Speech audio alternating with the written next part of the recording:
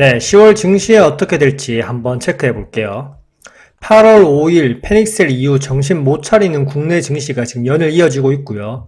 중국 증시가 이렇게 급등하는데 반에 반도 못 따라가고 있고, 미증시가 여전히 나스닥이 또다시 지속적으로 상승하고 있을 때 상승하는 것도 못 따라가는 게 당연하게 됐습니다. 반대로 일본 니케이 지수가 하락할 때는 또 기가 막히게 따라가는 국내 증시입니다. 과연 10월에도 또 하락을 할 것인지 증시 상황 한번 체크해보죠. 렛츠고! 먼저 나스닥 차트는 강합니다. 20선을 재차 타고 올라왔습니다. 일단 20선을 지켜주면서 추세상에서 전고점을 다시 트라이 할 수 있는, 이대로 20선 위에서 올라와서 업앤다운을 한다면 전고점을 자연스럽게 트라이 할 수 있는 구간입니다. 만약에 추세상 20선을 이탈하면 다시 추세상 밑으로 내려올 구간이고요. 상승이든 이 하락이든 만들 종목이 뭐가 있을까요?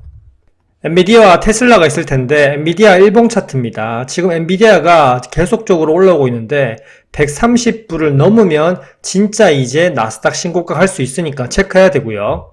엔비디아가 아니더라도 테슬라 한번 보시면 테슬라도 지속적으로 계속 우상향하고 있고 260불을 뚫으려고 계속 노력 중입니다. 260불 위로 돌파 여부가 앞으로 나올 10월 12일 로보택시 발표 이유가 될 텐데요. 일단 기대감 때문에 오르고 있는데 10월 10일 발표 이후 다시 급등하면서 돌파를 할지 아니면 재차 내려올지 이 두 종목 체크해야겠죠. 그리고 필라델피아 반도체 지수는 일봉상, 주봉상 진짜 중요한 한 주가 될 듯한데, 일봉상에서 20선이 재차 내려오는 60선을 돌파할 것인지, 그리고 주봉상에서 보시면 주봉상 20선을 돌파해서 20선 위로 안착해 줄 것인지, 그게 아니라면 또 20선을 맞고 떨어진다면 주봉상 60선까지 자연스럽게 열리는 구간입니다. S&P 500 주봉과 다우존스 주봉을 보시면 언제 조정이 나와도 이상하지 않을 정도로 꾸준하게 올라가고 있고요. 나스닥 빅테크에 몰렸던 돈들이 순환이 잘 되고 있는 모습입니다. 지속적으로 머니무브가 일어나고 있다는 걸 체크할 수 있죠. 자, 그럼 국내 증시 볼까요?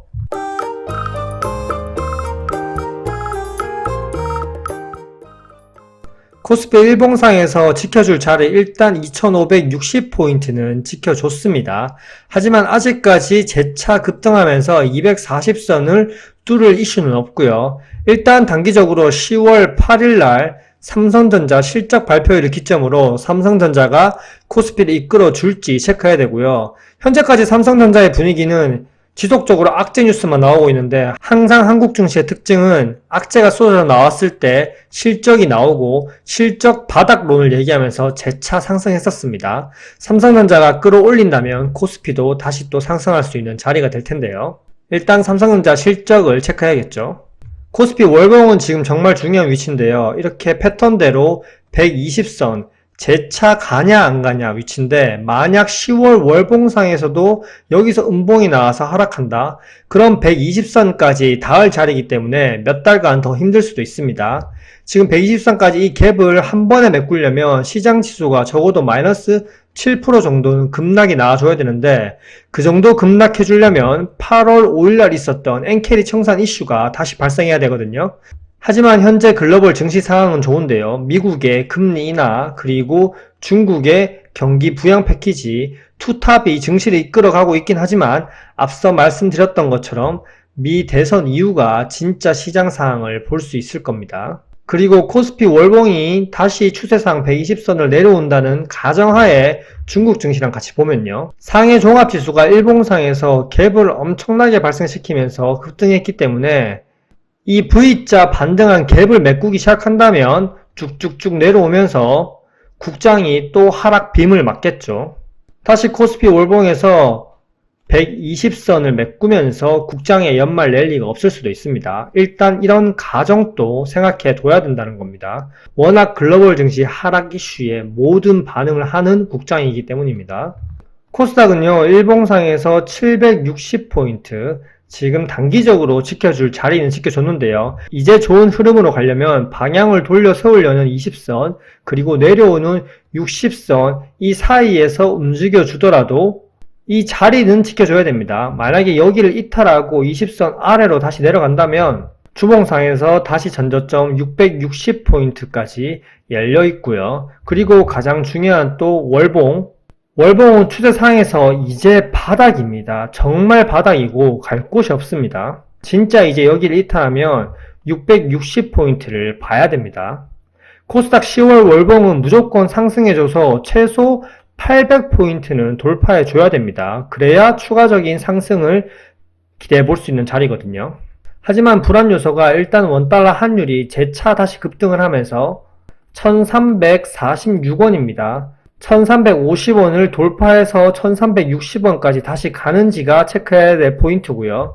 일단 원달러 환율이 급등하는 거는 코스피 시총 상위 종목 수출 기업에 좋을 수는 있어도 장기적으로는 안 좋은 요소고요. 그리고 신용장고도 재차 17조 5천억 원까지 올라온 게 좋지 않아 보입니다. 16조 원을 한 번 보고 다시 재차 올라왔기 때문에 다시 16조 원을 바라볼지, 지금 미국도 대선을 위해서 억지로 증시 끌어올리고 있는 모습이기 때문에 11월 이후 증시가 확 무너지진 않을지 하는 우려도 있습니다. 그래도 10월 증시는 미증시가 확 무너질 일은 없을 듯 하고요. 왜냐, 미 대선을 한 달 앞두고 있고 옐런이 정부 예산을 풀어 경기 지표를 아주 잘 나오게 하고 있으니까요. 어제 나온 지표들을 살펴보면 비농업 고용지수가 25만 4천 건, 예상을 엄청 뛰어넘고 전월 대비도 엄청나게 뛰어넘었습니다. 그리고 평균 시간당 임금 큰 변화 없고요. 실업률 4.1%로 아주 잘 조절하고 있습니다. 이 지표가 나온 다음에 2년물과 10년물이 재차 급등했습니다. 2년물 재차 3.9%로 급등, 그리고 10년물 역시 3.9%로 재차 급등했습니다. 지금 이런 지표대로라면 다음 FOMC에서 금리를 인하하지 않고 동결하는 게 맞는데요. 근데 다음 FOMC가 미 대선 이후기 때문에 미 대통령이 누가 될지 모르기 때문에 옐런의 돈 풀기가 끝날지 안 끝날지는 불확실한 상황입니다. 그래서 미 대선 이후 시장이 본격적으로 진짜 시장 지표들이 나올 것이고요. 지금은 옐런이 정부 예산을 투입해서 고용을 정말 조절 잘하고 있고 미국 국가 부채도 조절을 잘하고 있습니다. 여기서 잠깐 한국 얘기하자면 한국은 부동산을 떠받들기 위해서 오히려 정부 예산을 쓰는 게 아니라 국민들에게 연끌시키면서 개인 부채를 늘리면서 경기를 지금 지탱하고 있습니다. 답답한 노릇이죠. 무튼 다음 주 주요 일정을 한번 보시면 10월 9일날 FOMC 의사록이 있고, 그리고 10월 10일날 소비자 물가지수 CPI, 그리고 테슬라 로보택시, 그리고 10월 11일날 금요일은 생산자 물가지수와 미시건대 소비자 심리지수, 인플레이션 기대치가 나옵니다. 일단 CPI와 PPI를 봤을 때는 큰 변화, 큰 이슈는 없을 듯하고, 다만 다음 달에는 재차 소폭 반등했을 겁니다. 왜냐, 유가가 급등했거든요. 일단 10월 한 달간 유가가 어떻게 트래킹 되는지를 한번 보고 다시 11월에 대선 이후에 CPI와 PPI가 고개를 든다면 재차 미국 증시에 조정이 일어날 수 있겠죠. 그러면 아까 코스피, 코스닥 월봉을 봤듯이 중요한 자리에서 하방으로 갈 수 있습니다. 일단 10월달은 상승이 나오더라도 몰빵, 베팅 이런 거 하지 마시고요. 현금 보유를 계속 늘리면서 11월 5일 대선 이후에 미증시의 진짜 방향성을 확인한 뒤에 움직여야 됩니다. 네, 이상이고요. 10월 또 화이팅입니다. 안녕!